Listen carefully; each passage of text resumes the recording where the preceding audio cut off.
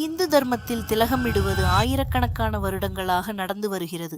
சிவன் பக்தர்கள் விபூதி இடுவார்கள், விஷ்ணு பக்தர்கள் நாமம் இடுவார்கள், தேவி பக்தர்கள் குங்குமம் இடுவார்கள். ஒவ்வொன்றுக்கும் ஒரு காரணம் இருக்கிறது.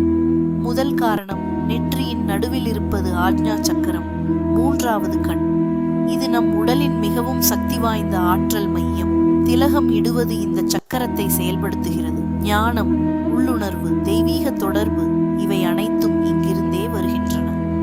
இரண்டாம் காரணம், அறிவியல் உண்மை.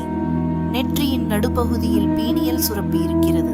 இது மெலட்டோனின் சுரக்கிறது. இது நம் மனதை அமைதிப்படுத்துகிறது. திலகம் இடும்போது அந்த புள்ளியில் அழுத்தம் கொடுக்கிறோம். இது நேரடியாக மூளையை சக்திப்படுத்துகிறது. 3 முக்கிய திலகங்கள். விபூதி என்பது சாம்பல். இது அகங்காரத்தை அழிக்கும். எல்லாம் ஒரு நாள் சாம்பலாகும் என்று நினைவூட்டும். நாமம் என்பது வி என்று வடிவில் இருக்கும். விஷ்ணுவின் பாதங்களை குறிக்கும். குங்குமம் என்பது சக்தியின் அடையாளம், தேவியின் ஆசி. திலகம் வெறும் மத அடையாளம் இல்லை, இது ஒரு ஆற்றல் மையம். நம் முன்னோர்கள் அறிவியலை ஆன்மீகத்துடன் இணைத்தார்கள். தினமும் திலகமிடுவது உன் மூளையை சக்திப்படுத்தும், உன் நாளை சிறப்பாக்கும்.